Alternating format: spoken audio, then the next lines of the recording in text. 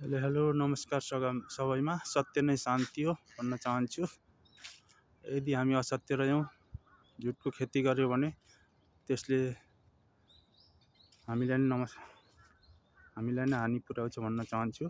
त्यसैले सत्य बोलौँ,